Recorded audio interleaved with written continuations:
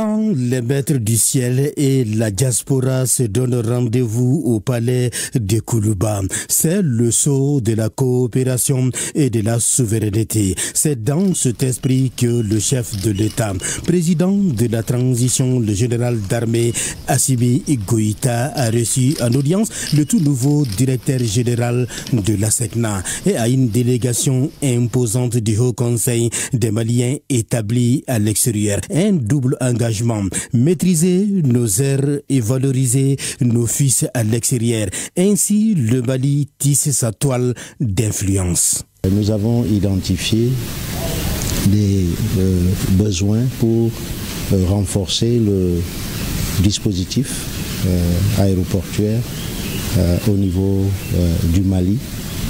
Des projets sont en cours de développement, d'autres projets ont démarré. C'est comme récemment le président nous a honoré de la pose de la première pierre du nouveau bloc technique qui intègre tous les services techniques et les infrastructures pour fournir la sécurité des opérations aériennes aussi bien à l'aéroport de Bamako que dans le ciel malien. En ce qui concerne les questions stratégiques de développement et du rayonnement du Mali à l'international, elle a justement permis d'aborder les enjeux majeurs de la navigation aérienne en Afrique de l'Ouest et la nouvelle direction de la SECNA, par la voix de son directeur général, a saisi l'occasion pour réaffirmer son engagement à renforcer la coopération aérienne. Je suis rassuré parce qu'il y a la dynamique interne des services que nous avons ici. Le comité de gestion nous a permis de le constater et bien entendu le soutien affirmé du président couronne s'appuie et renforce notre confiance.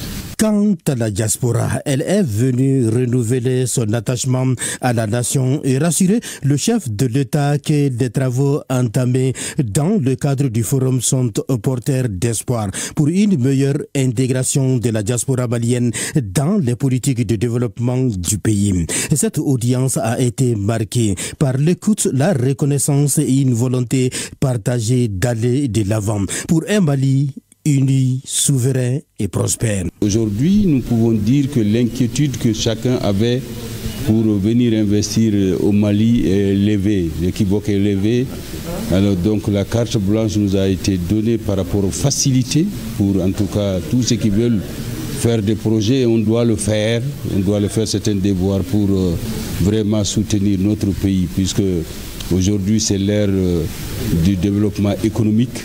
Il nous a fait comprendre que personne ne viendra en tout cas faire ce pays, développer ce pays à notre place et c'est un message qu'on a reçu. Au cours de cette audience, les échanges ont également porté sur les perspectives de développement, les efforts des FABA pour la sécurisation du pays et l'implication des Maliens de la diaspora dans la relance économique du pays. Lorsqu'un président va jusqu'à dire que je vous ouvre ma porte, donc ça veut dire qu'il n'y a pas plus garanti que cela.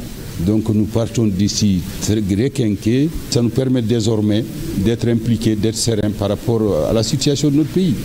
Cette audience qui mêle ambition aéronautique africaine et mobilisation de la diaspora pour un Mali debout, tournée vers l'avenir, illustre parfaitement la volonté des autorités maliennes à bâtir des ponts solides avec la diaspora et de renforcer sa position dans les instances régionales.